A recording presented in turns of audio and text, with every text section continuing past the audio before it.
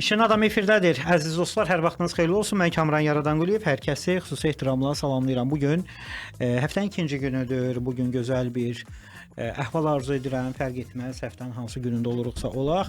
Əsas odur ki, zehni huzurumuz yerində olsun və bu həyatda inşallah ki, bütün neqativlər bizdən uzaq olsun. Amin. Məncə hamıya lazımdır deyə bu mövzu. Bax, bu bizim ümumi fərqi yoxdur. Yaşından, milliyyətindən, çalışdığı sahədən. Məncə bu hamıya sirayət oluna bilən bir arzudur. Başlayırıq efirimizə. Efirdə hər dəfə müxtəlif sahələri əhatə edən dəyərli işin adamları bizlə birlikdə olurlar. Gənc olmağına baxmayaraq xətri əziz və cəmiyyətdə, korporativ, həmçinin dövlət qurumları arasında da yetəri qədər bir ziyalı duruşu olan dostumuz bizlə birlikdədir. Söhbət Əli bəydən gedir. Əli Abdüləziz Əlizadə. Mən bir dənə həmişə sizin soyadı üzrlə hesab eləyin. Dilim qırılır. İnşallah ki, gələcəkdə sizə böyük vəzifələr nasib olar. Görün onda səhv salıram yoxsa yox. Əli Azərbaycan Sənaye Təhlükəsizliyi Assosiasiyasının Marketinq və İctimaiyyət Əlaqələr şöbəsinin müdiridir və MyLift layihəsinin rəhbəridir. Xoş gördük. Xoş gördük Kamran bəy. Necəsiz? Belə pozitiv başladıq.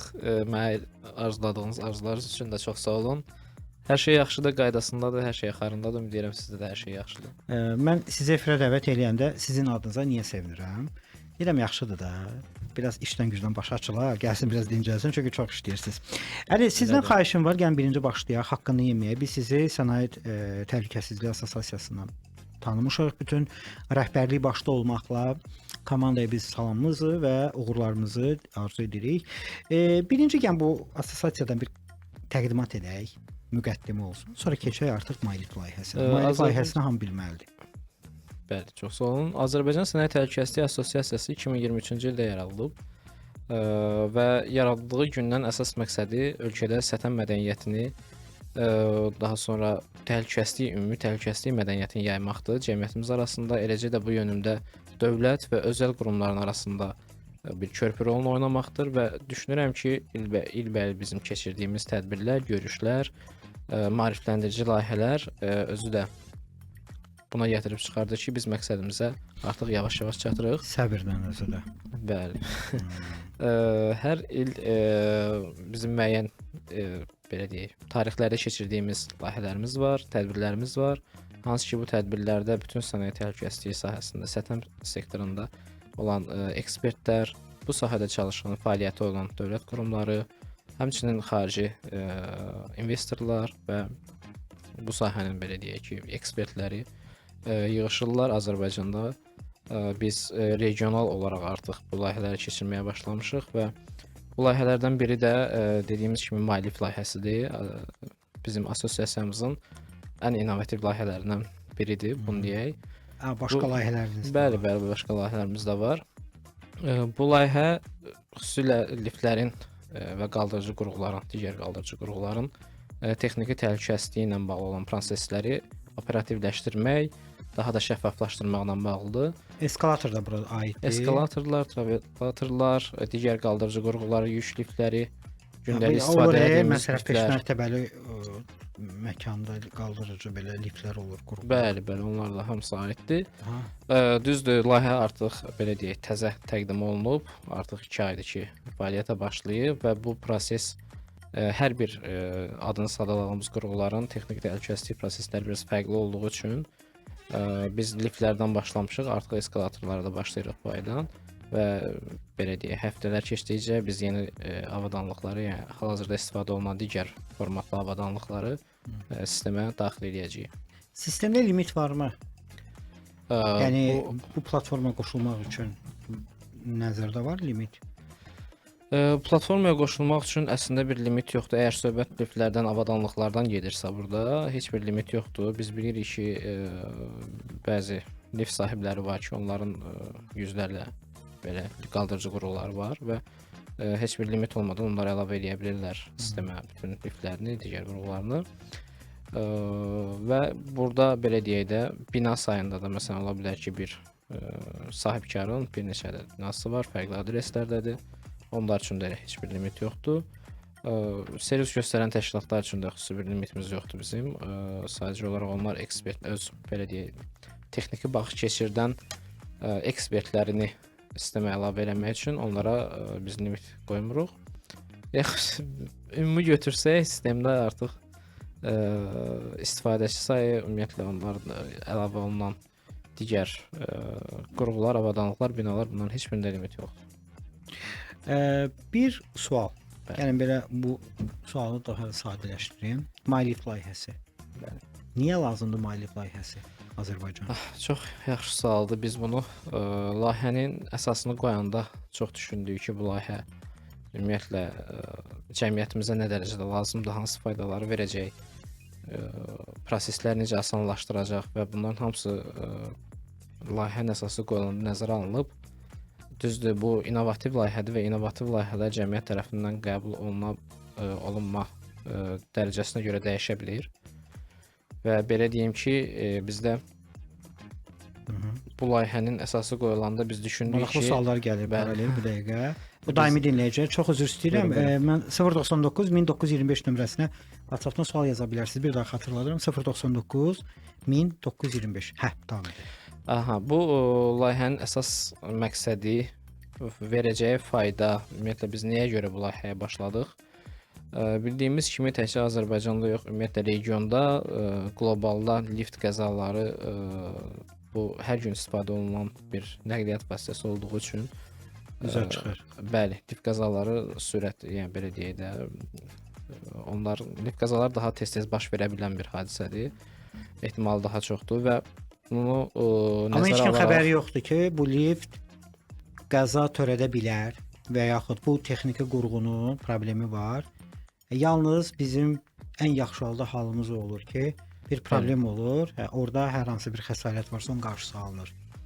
Belə başa düşdük. Biz bununla barışmırıq. Bəli. Biz elə bir sistem qurmuşuq ki, biz hər kəs bilir ki, bunun texniki vəziyyəti nə yerdədir. Öncədən bizə məlumat verə bilən bir sistem bizə lazım idi və bunun əsasında biz yola çıxdıq.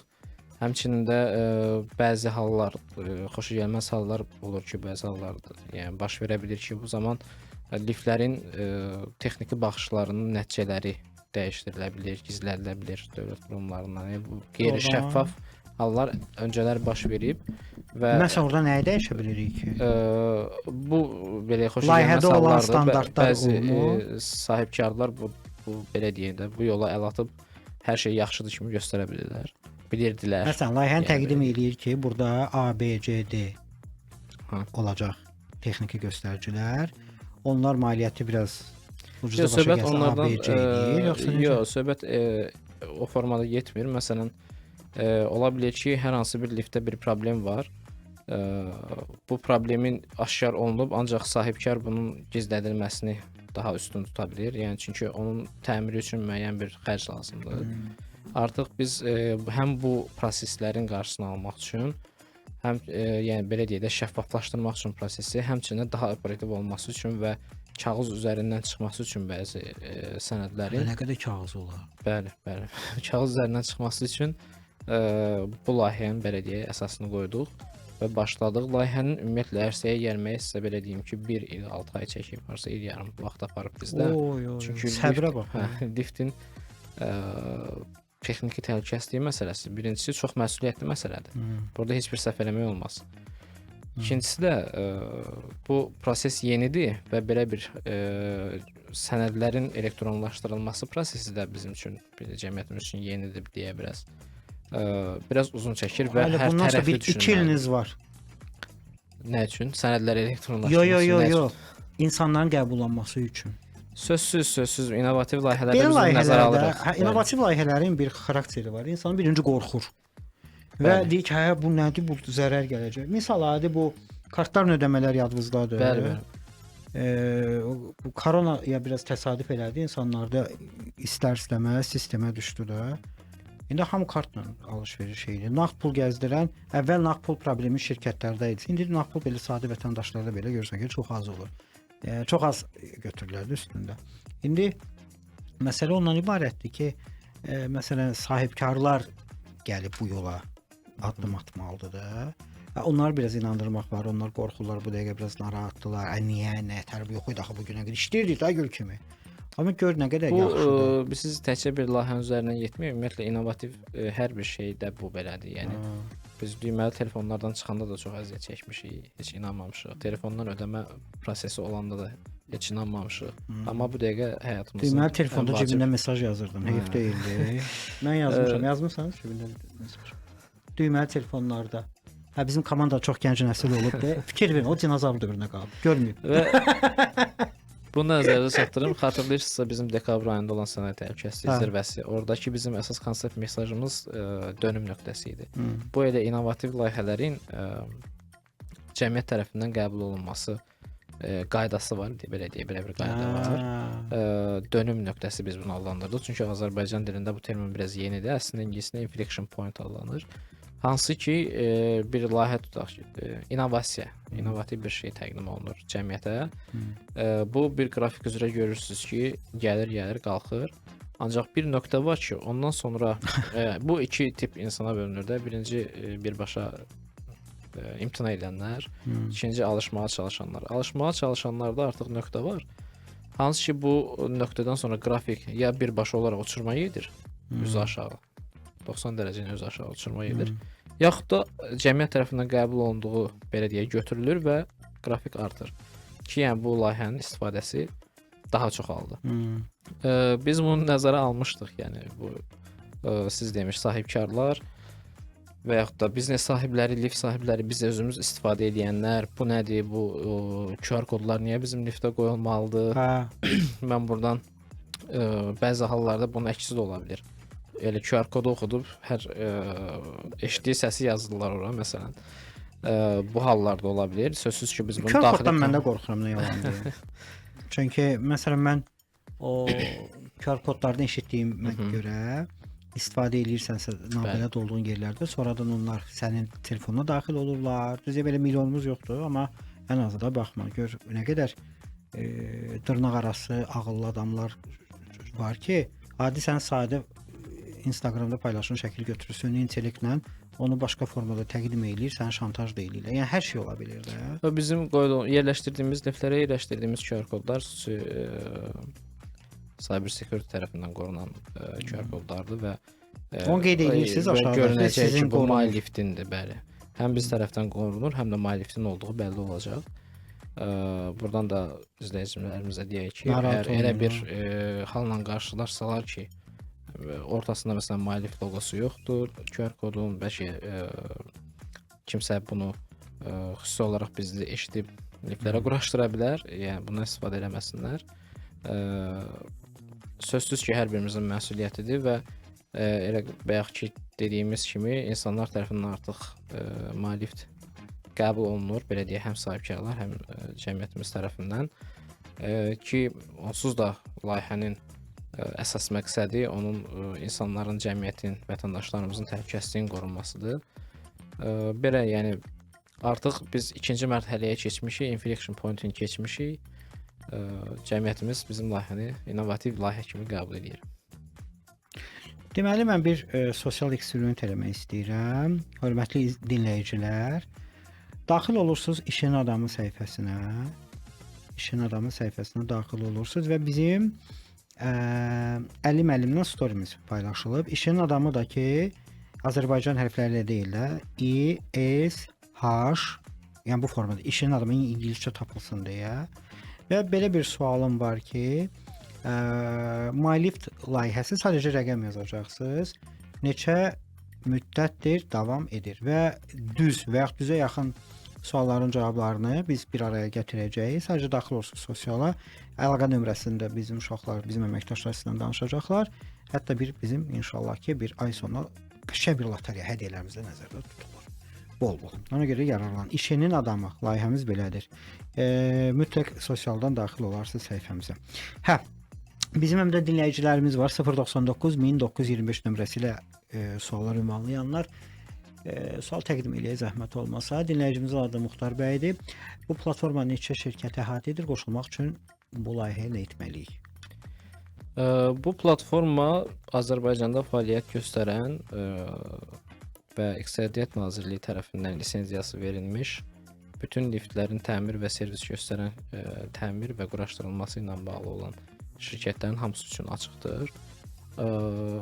Sadəcə olaraq malif.az saytına daxil olub, orada platforma bölümünə keçib qeydiyyatdan keçmələri burada xahiş olunur.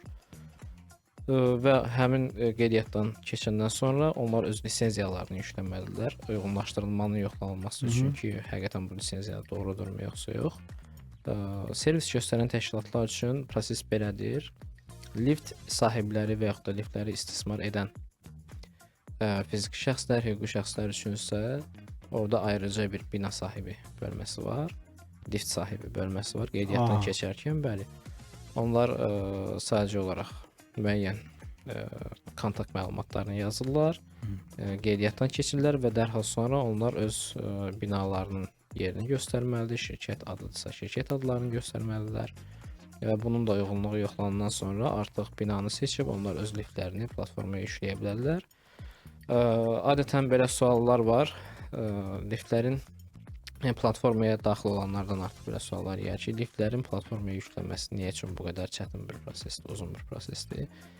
Bunun əsas məqsədi liftlərin bütün məlumatlarının platformada olması və vaxtı zamanı gəldikdə onların servis göstərənlər və yaxud dövlət qurumları, eləcə də assosiasiya tərəfindən izlənilməsi üçün burada bütün məlumatlar olmalıdır. Ona görə biz liftlərin bütün məlumatlarını, pasport məlumatlarını biz deyirik.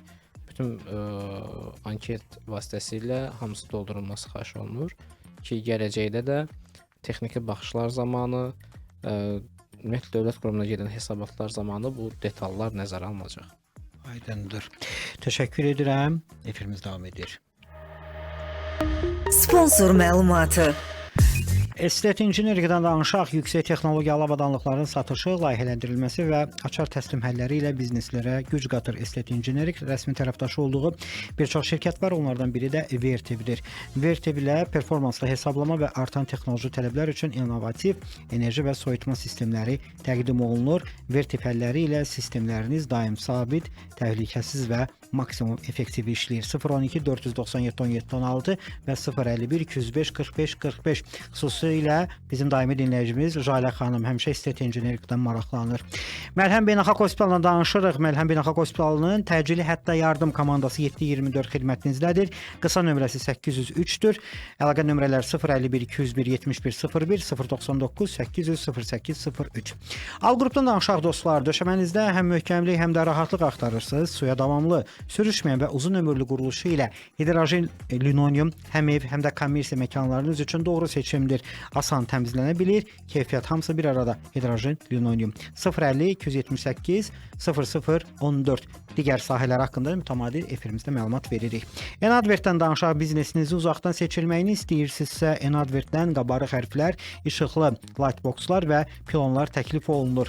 Keyfiyyətli çöl reklamı, həmçinin sərgi sletlərinin hazırlanmasında Enadvert sizə dəstək olur. 055 515 75 15. Təmiz.az-dan danışaq dostlar, eviniz üçün peşəkar təmizlik təklif olunur. Ümumi və dərin təmizlik, təmir və köç sonrası təmizlik, mətbəx, sanitar qovşaqların təmizliyi və s. Divan, xalça da bura aiddir. Uzun sözün qısası, həm eviniz, həm də iş yeriniz üçün Təmiz.az-a müraciət edin. 050 803 0088. Artıq yaz-yay ayları gəlir, təbiət oyanır. Ona görə də bağımızda, evimizdə biz həşəratlardan olsun, tətildən qaydanda mütləq dezinfeksiya işləri aparılmalıdır. Proftez IPM şirkətinə müraciət edək. Əli Abdul Əlizadə bizlə birlikdədir. Dəyərli dostumuz, işin adamı olaraq bugün ondan proqramımızın ikinci hissəsini başlayırıq. Nəzərinizə çatdıraq ki, Əli bəy Azərbaycan Sənaye Təhlükəsizliyi Assosiasiyasının Marketinq və İctimai Əlaqələr şöbəsinin müdiri və Mailif layihəsinin rəhbəridir. Əli bəy, bir daha salam. Salam, salamlayıram. Yeni qoşulanlara, bu saatdan etibarən bizi dinləyənlərə bir qısa xatırlatma. Mailif nə işlə məşğuldur? Assosiasiyamızda fəaliyyəti nədən ibarətdir? Assosiasiyamız sənaye təhlükəsizliyi sahəsində maarifləndirici tədbirlər, layihələr həyata keçirilir və həmçinin özəl və dövlət sektoru arasında bir körpü rolunu oynayır. Assosiasiyanın əsas layihələrindən biri də, son günlər trenddə olan layihələrindən biri də MyLift layihəsidir, hansı ki, liftlərin texniki təhlükəsizliyi prosesləri ilə bağlı rəqəmsal platformadır. Bizim efirimizdə əlaqə saxlamaq istəyənlər 099 1925 nömrəsi ilə xahişimiz var ki, əlaqə saxlasınlar. Hörmətli dostlar, MyLift-dən danışırıq və maraqlıdır ki, ekosistemdə MyLift-in hər hansı bir zərəri və ya faydası varmı ekosistemlə bağlı? Lift ekosistemində. Aha, bəli, yük qaldırıcı qurğular, yük liftləri, gündəlik istifadə etdiyimiz liftlər, onların bütün texniki təhlükəsizlik prosesləri artıq avtomatlaşdırılır, belə deyək, rəqəmsallaşdırılır. Biz kağız üstündə olan bütün sənədləri qoyuruq bir qırağa, platforma üzərindən elektron sənədlərlə davam edirik. Və həmçinin də bu platforma servis göstərən təşkilatlar üçün bir virtual ofis rolunu oynayır. Onlar artıq bütün bəli işlərini gündəlik Mobil tətbiq kimidir bu, yoxsa mobil veb tətbiq səhifə üzərindən? əsas veb səhifə üzərindən davam edir, amma mobil tətbiqdə istifadə edicilər üçün açıqdır. Mobil tətbiqin əsas istifadə sahəsi ilkin olaraq yaradılmışdı. Servis göstərənlərin belə deyək, texniklər, elektromexaniklər üçün hansı gedib liftləri yoxlayırlar, NFC-ni oxudurlar və hesabatlarını mobil tətbiq üzərindən verirlər və bundan sonra biz gördük ki, tələbat çoxalır.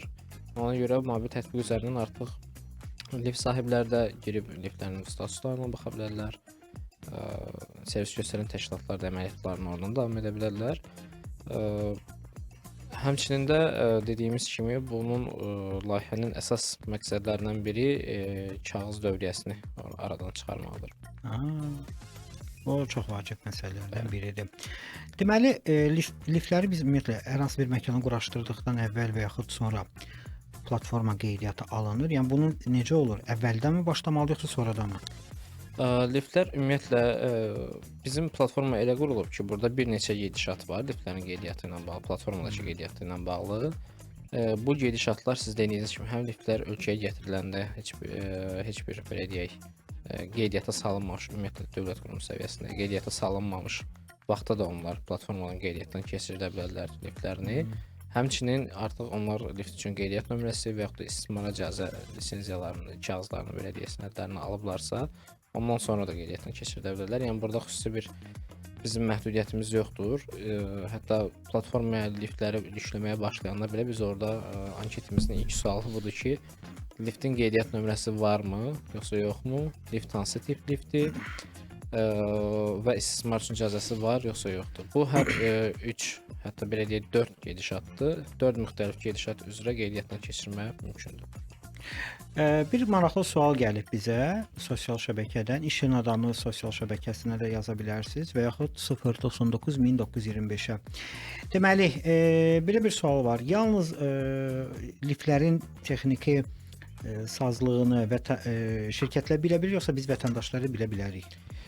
Liftlərin bu yaratdığımız platformanın əsas funksiyalarından biri də bizim cəmiyyətimizə artıq liftlərin son dəfə nə zaman yoxlanılması, onun texniki statusunun belə deyək, sağlamlıq vəziyyətinin nə dərəcədə olmasını göstərməkdir. Biz bayaq fasilədən öncə qeyd etmişdim bunu. Hər bir liftin birinci mərtəbədə liftin önünə və liftin kabinanın içinə biz QR kodlar yerləşdiririk və bu QR kod vasitəsilə onu oxudaraq həmin liftin son yoxlamaları nə vaxt keçirilib, kim tərəfindən yoxlanılıb, yoxlamaların nəticəsi necə olub, ümumiyyətlə liftin sağlamlıq statusu nə vəziyyətdədir, bundan da vətəndaşlarımız məlumatları ala bilirlər. Həmçinin həmin QR kod vasitəsilə onlar liftdə belə deyək, gördüyü, eşitdiyi hər hansı bir səsi, hər hansı bir nasazlığı birbaşa olaraq servis göstərən təşkilata göndərə bilirlər. Bir Zeynal bəy bir sual göndərib 099-1925-ə. Deyir, mənim xarici ofisim var.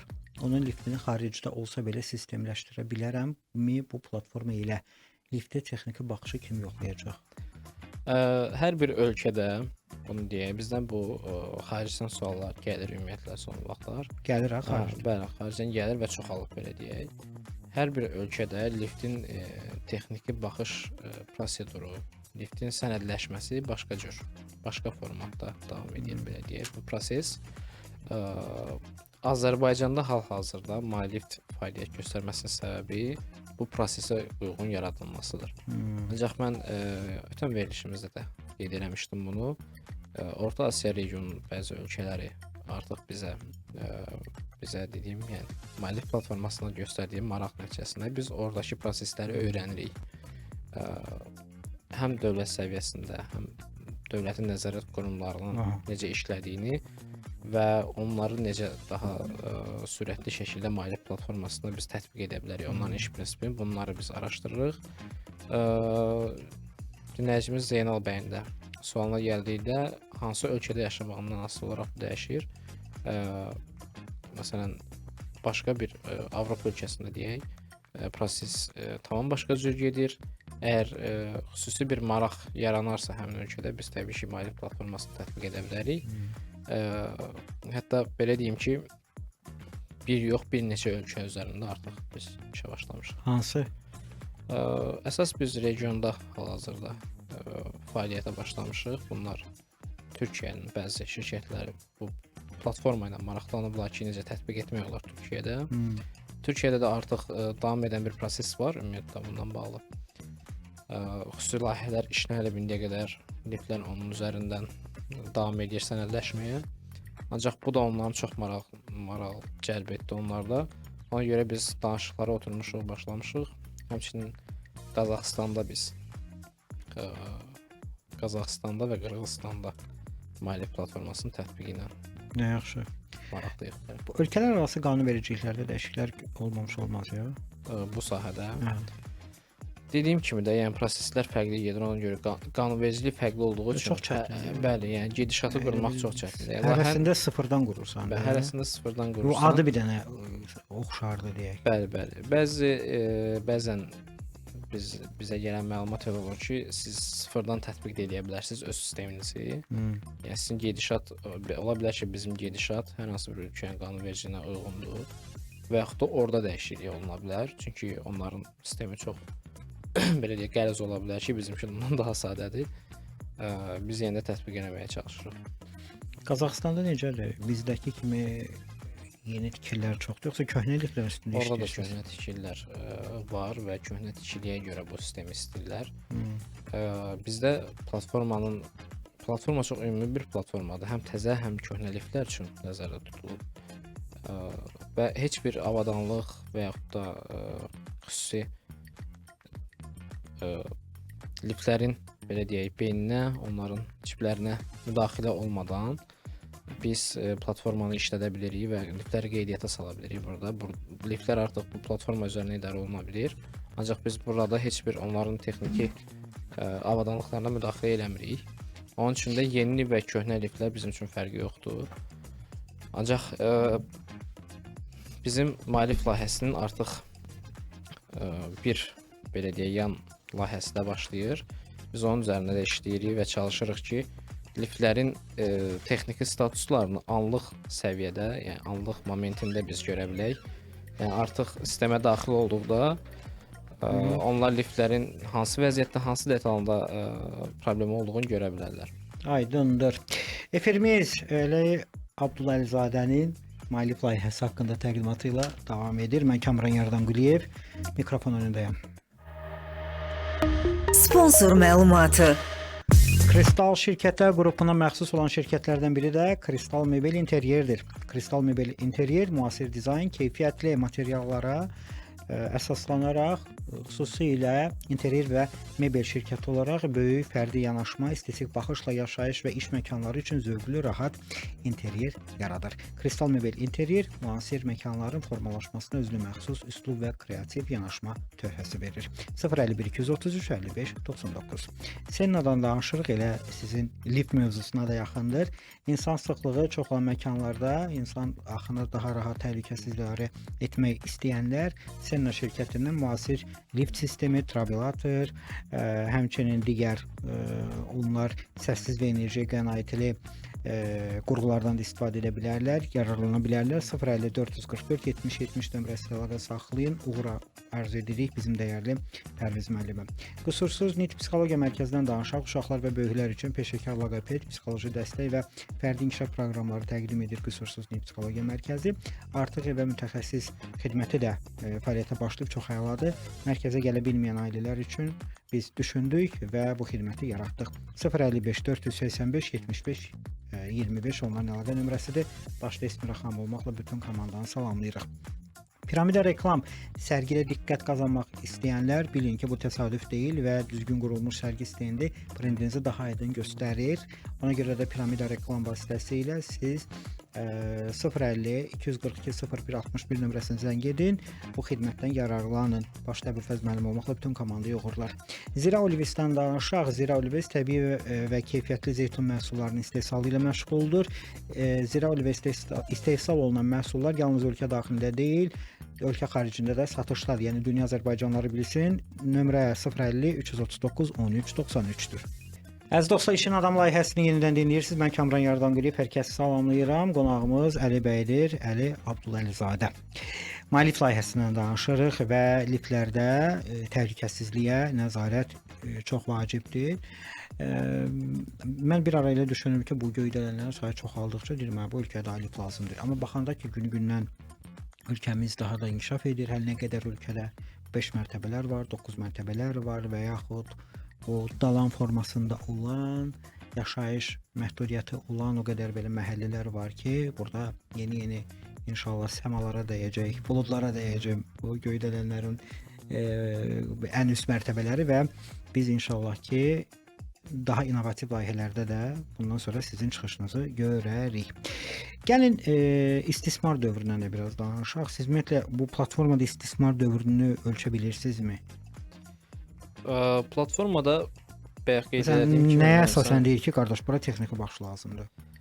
Texniki baxışların nəyə əsasən olmağını müəllif özü müəyyən eləmir. Bu texniki baxışlar xüsusi qaydalar və normativlər əsasında ayda bir dəfə, sınaqlar isə ildə ən azı bir dəfə olmaqla markaya görə dəyişir Əli bəy. Məsələn, bu lift və yaxud bu sayda insan tutumu olan liftə 10 gündən bir baxmalıyıq. Buna biz ayda bir dəfə, ona ildə bir dəfə. Bunu belə deyək də, dövlət tərəfindən qoyulan normativlər və qaydalar çərçivəsində hər bir lift ən azı bir dəfə ayda baxılmalıdır və ildə bir dəfə sınaqdan keçməlidir, ən azı.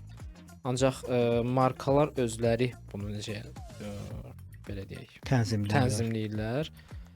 Siz dediyiniz kimi bəzi tipli liftlər onlar 10 gündən, 15 gündən bir yoxlaya bilər və yaxud da artıq aylıq yoxlanış tarixini özləri müəyyən edə bilərlər və biz Malift olaraq bunu tənzimləmirik. Bu dediyimiz kimi qanunverici ilə tənzimlənən bir prosesdir və bütün Azərbaycanda istifadə olunan liftlərə və qaldırıcı qurğulara aid edilir bu saydığımız rəqəmlər.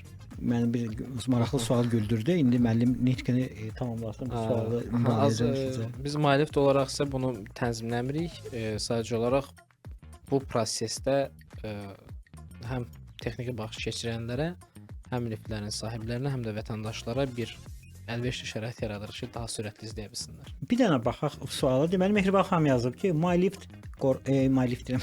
Gözüm əriyir Malift görüm. Mənim lift qorxum var. Mindiyim lift bu platformaya qoşulursa, qorxmağıma səbəb varmı ki, məsələn, lift xarab olar və s. Çox sağ olsun Mehriban xanım idi.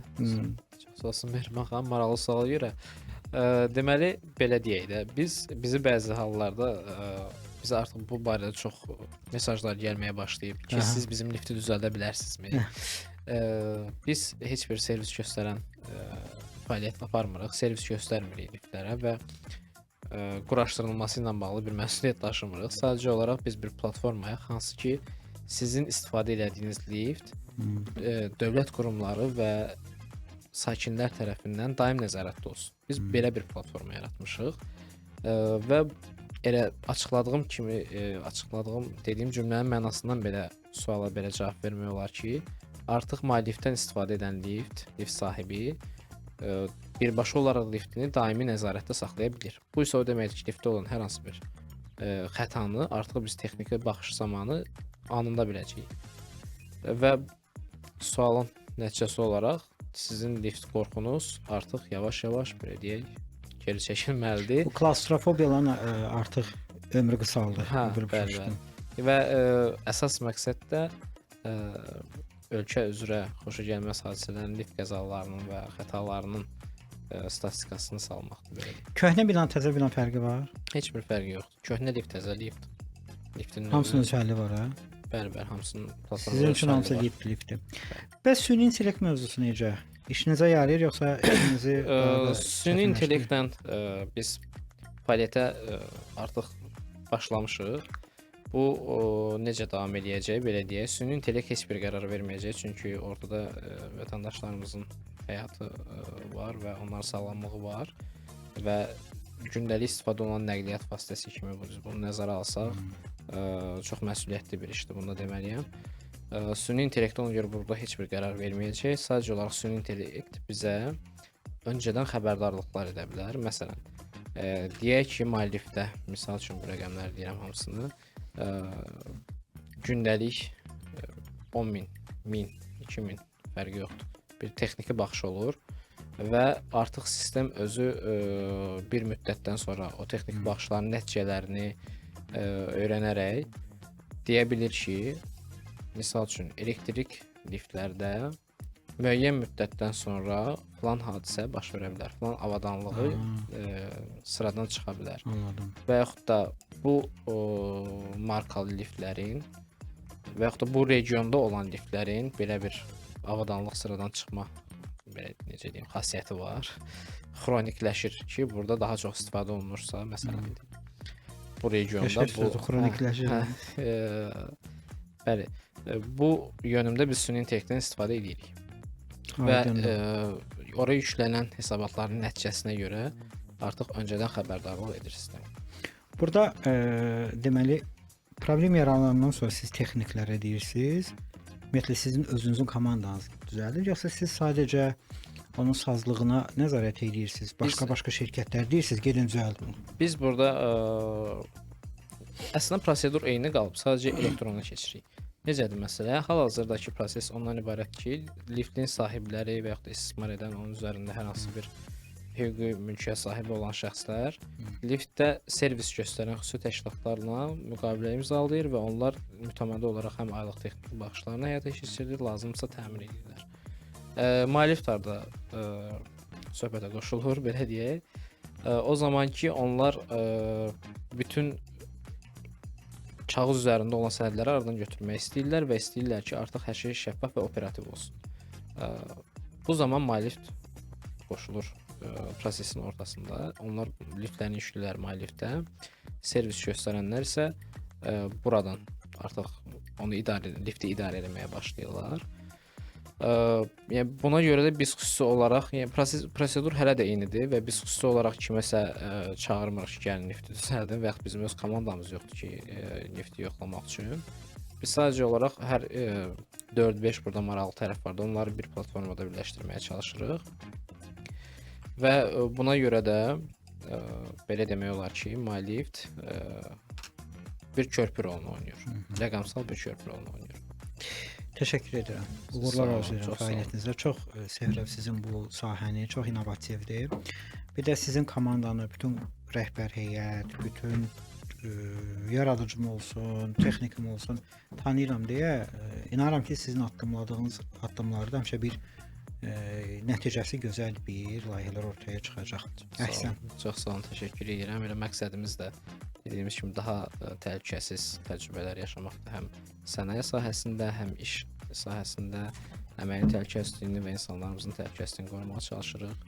Layihələrimiz də bu yönümdədir. Və hətta xaricədə Azərbaycan görürsünüz şirkətləri çıxıb xaricə xidmət göstəririk. Bəli, inşallah ki məqsədimizə çatarıq. Səsiniz uzaqlardan gəlsin. Təşəkkür edirəm. Görüşəcəyik. Əli bəy bizlə idi. Əli Abdullazadə MyLift layihəsinin rəhbəridir və Azərbaycan Sənaye Təhlükəsizliyi Assosiasiyasının marketinq, həmçinin ictimai əlaqələr şöbəsində müdiridir. Minnətdaram, görüşəcəyik. Hər kəsə, bütün komandaya salamımızı çatdırın. Mikrofon önündə mən Kamran Yaradan Quliyev idim, əziz dostlar. Hər efirdə olduğu kimi yenə bir arzum var. Bütün dinləyicilərimizə zehni huzur arzu edirəm. Elə iç özünüz daxil. Allah əmanət.